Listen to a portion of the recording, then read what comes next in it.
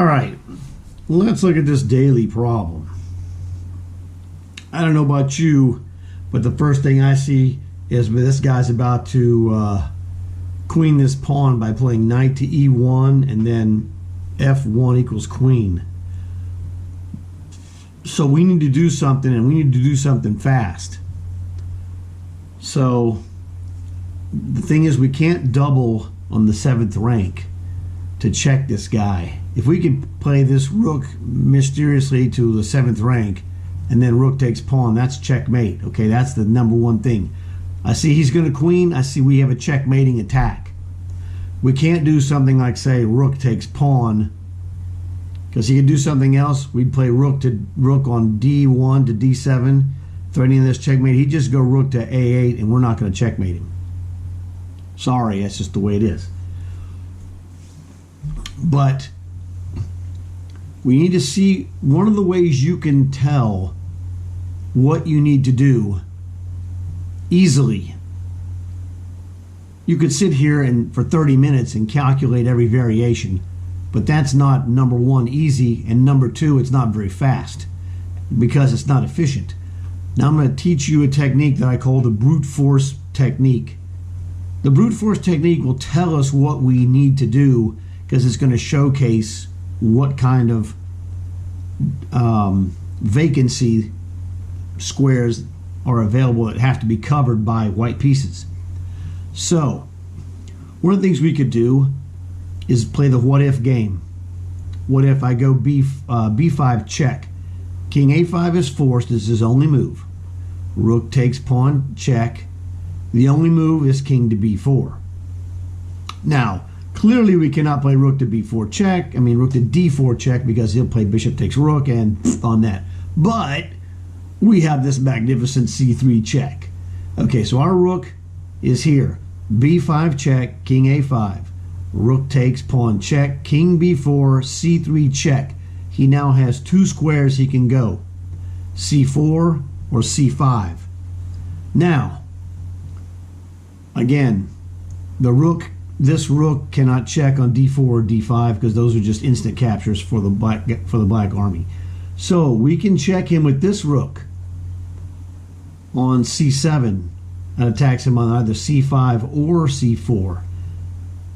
The c3 pawn guards b4. The a4 pawn guards b5. This rook guards us. Well, heck, it looks to me like the brute force technique this time doesn't have any holes in it. It just absolutely wins by force. So b5 check, king a5. Rook takes a7 check. King to b4 forced. c3 check, king c4. Oh, guess king c4, rook c7 isn't made. He'll go bishop to c5. Then we can play rook to d4 checkmate because the bishop is pinned. Watch this beauty. I've already gone through everything. We got this guy. The brute force technique actually worked straight out. That's fantastic. Just like we said, only move is king b4. His only move is really king c4. We check him, and we checkmate him. Boink. That's how you do it. So, I was going to use this with the intent of having the escape square for black be shown by using the brute force technique, because what that will allow you to do is to make some kind of intermediate move that blocks his escape. Turns out he didn't have that escape square, so this is still very good. This is the brute force technique. Sometimes, as you saw here, it's a straight checkmate. Usually it isn't. Usually there's one move where it's like, oh, he's going to escape, and then in a master game you would see, this move to this square. You're like, man, that's a weird move. Why is he doing this? Because that's cutting off a square to stop the potential escape of the enemy king. So now you'll notice the thing here. Well, there's a couple of lessons. One is the brute force technique, which I demonstrated. The other one is it's helpful to build your visualization. and I went through it and visualized the entire line, and I had to make sure that I was correct. But that was a, I don't know, 1, 2, 3, 4, 5, 6, 7, 8, 9 move visualization. Pretty basic stuff though, because this is a pretty simple position.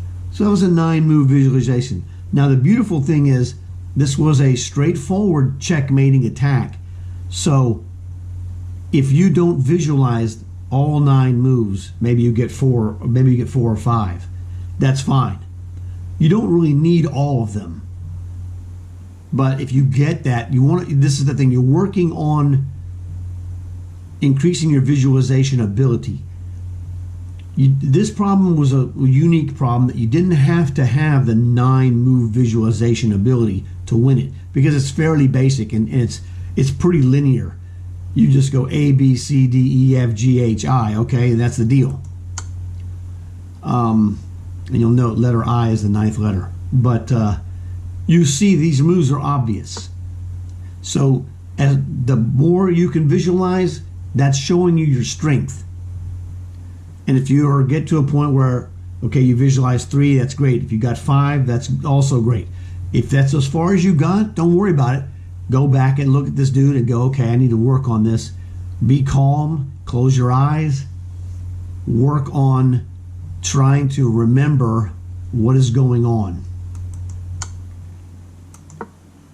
Because you don't have to see every one of these moves. They're pretty basic stuff. It's like, well, I need to check this guy.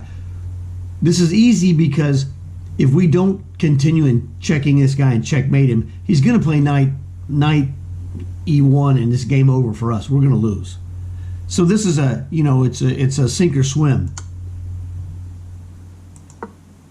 So you don't have to see every one of these moves in the visualization, but this is a test. If you do see them, that means you're really getting stronger. And if you don't, it's giving you a kind of a guidepost that says, hey, you're only able to do 3 or 5 or whatever number deep. You need to do this every day. If you do it every day, you're going to be able to do this much easier. Now, I'm just saying right now, working on the visualization. As you get stronger, you're going to have to do what I'm doing here, is not only visualize the moves, but to figure out what is the right move to do. And the reason we did this is where the explanation and understanding of your position is paramount. Okay, let's go back again. I'm going to explain this. Okay, this is where board situation comes into play. Okay, board situation was like I told you. He's going to play knight e1 and play f1 queen. And at that point, we're basically dead. So we realize the sword of Damocles is sitting right here on f2. So we are motivated to take care of business. So knowing that you have an immediate doom ahead of you if you fail will help you to make your moves. Okay, so that's why we went for this brute force technique of looking at these checks with the pawn. So we have a goal that we're going to express in words.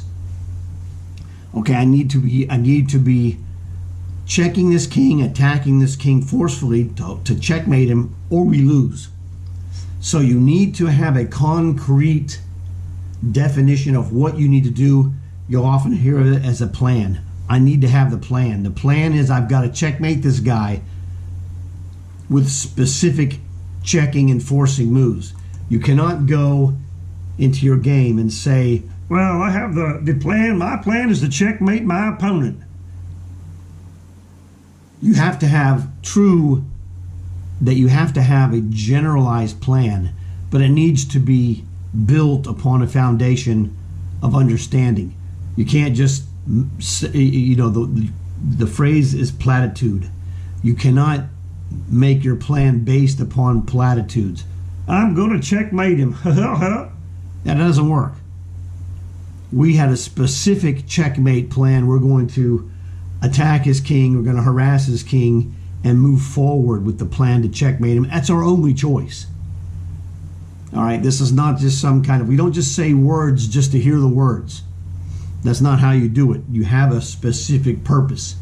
And if you can understand what your purpose of your position is, you're going to play better moves. It's just that simple. And that's what happened here. The purpose was, we need a checkmate or we're going to get destroyed. So caution goes to the wind, because anything we do that's not leading to checkmate is basically going to fail.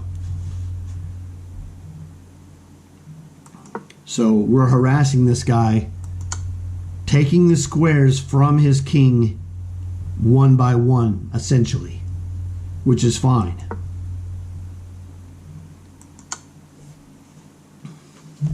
You know, I mean, originally I was said, you know, he'll go to c4 or c5. Well, and I go, oh, he's not going to c5 because it's checkmate. He'll go to c4 and then he'll interpose the bishop. And, you know, lower rated players won't realize that rook to d4 is checkmate, because they'll think, oh, the bishop will take my rook. Yeah, but it's pinned. So this is the thing that is, you know, your visualization skills are important, but also your chess logic skills are very important. And these things will grow at the same time. But you have to practice them to make them grow. If you don't practice, they're not going to grow any better. You'll be the same guy doing the same stuff, losing the same games, wondering, gee, I wonder why I lost again.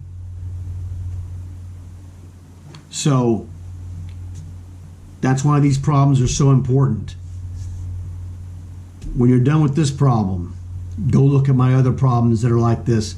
Use your visualization, practice the visualization, and try to anticipate what this guy is going to do to the plan that you set in motion. You know, you don't just show up at a chessboard, I'm going to make some moves and win the game. You know, that's just not how it works. Not if you're good. So hit the like button, you know, to subscribe so you get more of these notifications of new problems and other lessons that you need to win chess games. You need to win chess games to win chess tournaments. That's how I won chess tournaments. So tell your friends, but don't tell your enemies, because they'll use my stuff against you. You guys know what to do. I'll talk to you later.